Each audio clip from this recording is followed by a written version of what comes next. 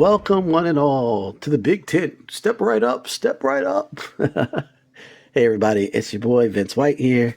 Uh, Welcome to Connecting the Dots. So you're like, Vince, what the heck is connecting the dots? Well, I got a lot of thoughts in my head. I'm always thinking about something. I watch a movie. While I'm watching the movie, there's a secondary script running in the back of my mind. Like, oh, what if they did this in that scene? I did that. Well, man, always creating. And so I wanted to have an outlet to sort of speak about these things. And I thought, hey, connecting the dots, that sounds like a really cool name. And, what do I want to do here? Well, this is where comics, pop culture, and pure speculation collide. Easter eggs that we picked up that maybe no one else has spoken about, things that I thought I saw that I'm not sure if others saw. I'm trying to validate whether I'm crazy or not. But no gatekeeping, no boring lectures, just geek talk with whatever little bit of style I've got. So, the first episode, The Eyes of Wakanda. This is my theory and review. Okay? It's amazing. And I think I may have stumbled across a possible MCU connection that I don't know if it's intended or if it's just a happy little accident. But either way, I had to share it. But before I dig in, okay, this is going to be some spoilers, so just so you guys know. So first off, the series is amazing, okay? It's 6 episodes, it's fully animated in that sort of like 3D cellular style, but I really like this look. It sort of reminds me of Disney's Pocahontas, but you can tell it's some 3D animation there. The setup is vibranium, and it's like the foundation of Wakanda's tech and all of its technological advancements, and they do some pretty cool things with it in the series too. And some of the weapons that they have made from it is really cool. And how they use it is really cool. And there's a communication device in this series that I was like, what? Hold up. Wakanda is off the chain. The series is good. I recommend it. I can't even give it a bad grade. It is darn near 10 out of 10 for me.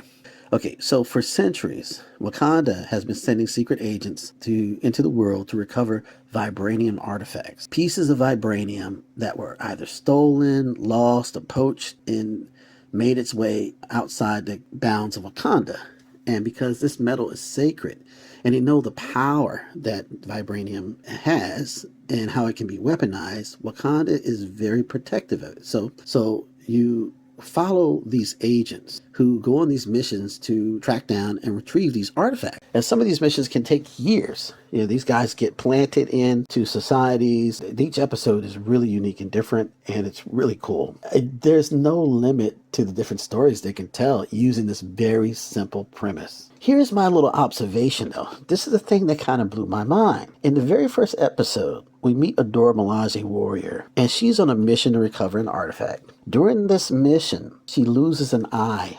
Later on, she's brought back in another episode, and you realize that years have passed. And I think this group, these agents are called war dogs. Anyway, later on, she's brought back into another episode, much older, and she's the director of these war dogs. And she shows up wearing an eye patch. Does that sound familiar?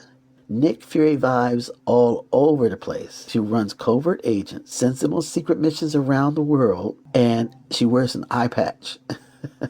It got me thinking, could this be the origin of S.H.I.E.L.D.? Think about it. Let's connect the dots. Oh, there we go. Could Wakanda be the real origin of S.H.I.E.L.D.? We already know Captain America, his shield is vibranium. That's a direct connection to Wakanda.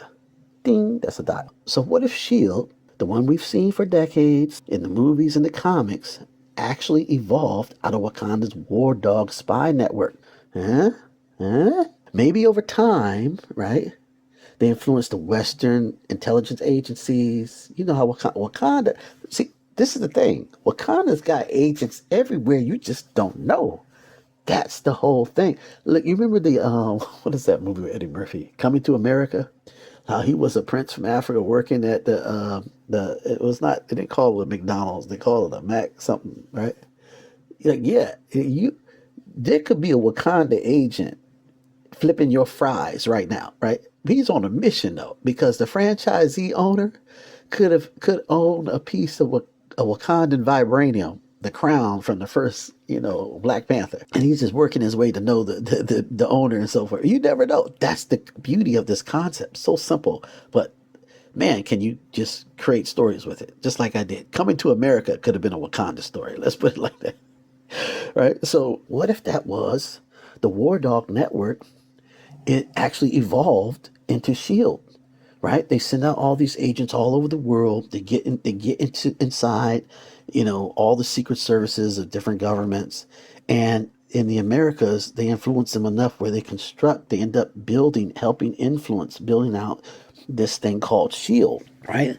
Through political proxies, through intelligence agencies, and by building out Shield, they arm one of its best operatives, Steve Rogers, with the rarest of metals, his vibranium shield. That connection could be huge.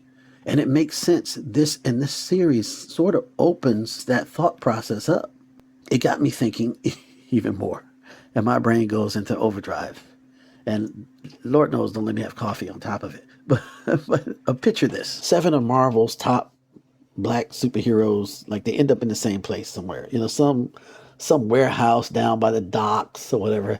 They each are led there by following some lead to some case that they're on, and all of a sudden they find themselves in the same warehouse. They've seen each other, in passing for years, but now they're like all in the same place together. Like, what led us here? What's going on? Let's figure out who this group could be. Blade, Storm, Luke Cage, Miles Morales, War Machine, Misty Knight, and Night Thrasher. They don't talk about him much. Night Thrasher, shoot Night Thrasher, throw him in there, right?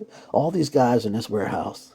Maybe they could have that traditional Marvel, let's fight each other first, before we figure out, stop, wait, hold on, what's going on? You got, classic comic book trope. You got to have that in there. And one of them just stops. Suddenly, one of them speaks in Wakandan, and everybody freezes. You talk about mic drop moment, right? Then one by one, they all respond in Wakandan, and each of them reveals the vibranium tattoo inside their lower lip. Oh, snap. And then Nick Fury, Black Nick Fury, Snakes on the Plane Nick Fury, comes out of the shadows clapping. Congratulations. Congratulations. You finally recognized one another. Ladies and gentlemen, welcome to the True Shield. Oh, snap. There's a shield inside the shield that really made Shield.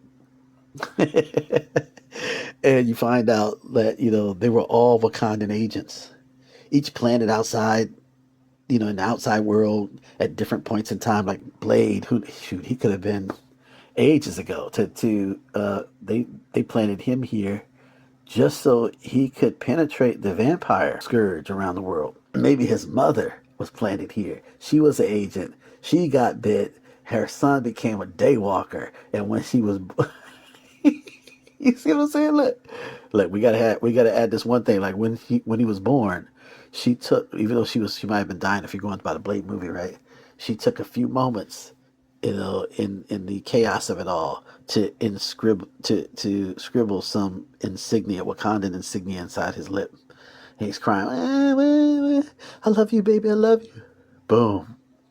And he finds his mother's like secret stash, Wakandan stash later. And that's where he gets that blade from. And what if his blade is freaking vibranium? Vibranium and silver.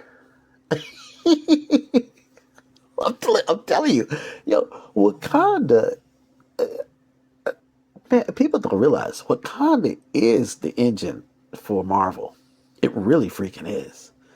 It really is. The heart-shaped herb,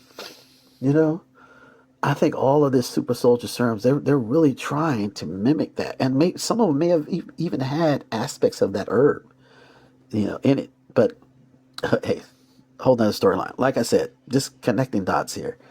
And anyway, they're all coming out there. Miles Morales. All these guys. They're actually Wakanda agents.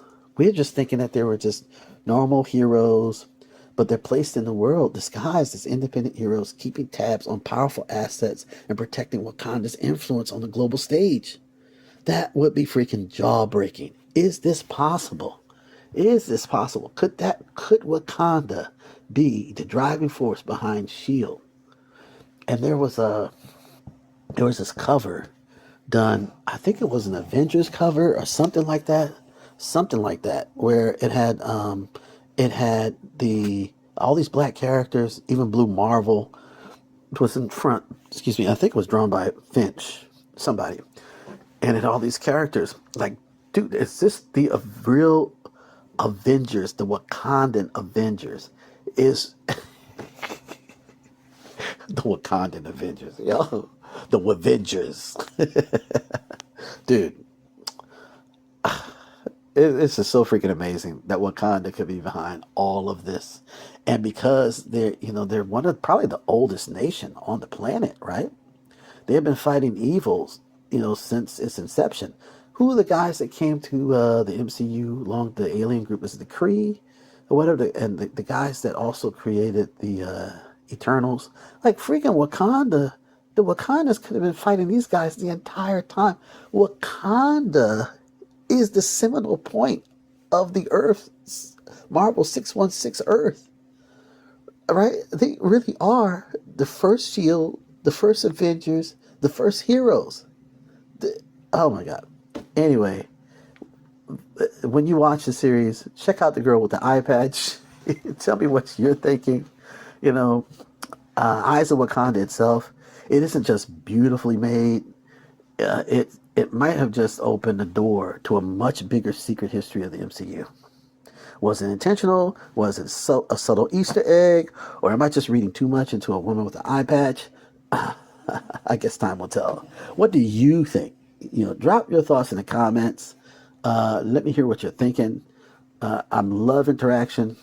Shoot, we might even freaking create a whole timeline within the comments itself, and I probably will make a video based off your comments on this. So, hope you enjoyed this first episode ever. Like and subscribe. Let's try to build this out. And yeah, I'm even looking for people to actually help me make this better. People who tech people that can help me be able to bring on guests. Make this a little better, because I think the speculation game is underserved. We all talk about the comics we've read and reviewed and so forth, but what about the what ifs? You know what I mean? Let's connect some dots. Anyway, this is Vince White, your boy. Until next time, let's keep connecting the dots, and remember, be powerful. Peace.